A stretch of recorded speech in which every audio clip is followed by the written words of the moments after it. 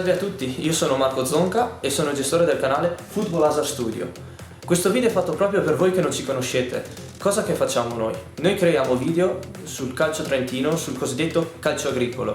Facciamo video di preview. Cauriol Cornazzi. Se i locali sono tornati alla vittoria dopo 2 sconfitte, per gli ospiti è arrivata una sconfitta nettissima contro la capolista, ma che ha voglia di rivalersi e giocare un brutto scherzo alla Cauriol. Ci riuscirà? Video di commento alle partite. Mattarello Gardolo. Arachiri giallo-blu in casa del Mattarello. La partita si rivela equilibrata nel primo tempo. Nel primo quarto d'ora la Rata e i suoi hanno 3 occasioni ghiotti, ma nessuna va a buon fine, mentre Berlanda chiude bene su De Carli. Il vantaggio lo segnano per primi gli ospiti al 43esimo con Marin. La ripresa poco da dire, se non che il Mattarello alza il ritmo ma fatica. A 6 dalla fine, quando sembrava tutto finito, Francesco Pedrotti segna il gol del pareggio e allo scadere sempre Pedrotti trova il gol del vantaggio tra l'euforia generale. Finisce così 2-1. E se ci inviate il materiale sintesi delle partite.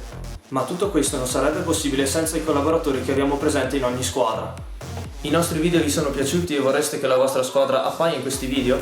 Beh, fate come ha fatto Marco Adami, che ci ha inviato il materiale della partita Riva del Garda Cavedi nell'Asino, terminata 1-0. Chi l'ha risolta questa partita? L'ha risolta Luca Stoppini entrando dalla panchina e ha fatto gol al 29esimo del secondo tempo. Come ha fatto gol? Ecco qua adesso il video.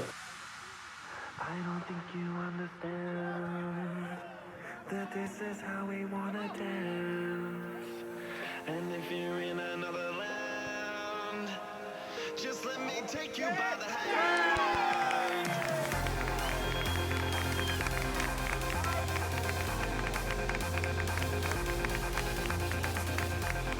Ma non cerchiamo solo materiale multimediale come video e immagini, ma cerchiamo soprattutto un collaboratore per ogni squadra che ci fornisca sintesi e orario delle partite per poter realizzare i nostri video al meglio.